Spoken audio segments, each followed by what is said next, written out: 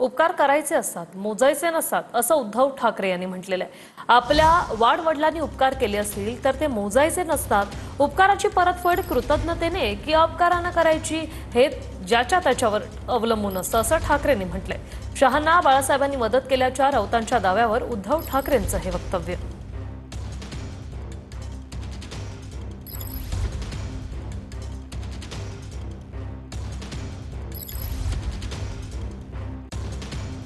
संजयच्या मुलाखती येत आहेत, त्यातले काही प्रसंग हे चर्चिले जातात। त्याच्यामध्ये एक आहे तो अमित शहांचा।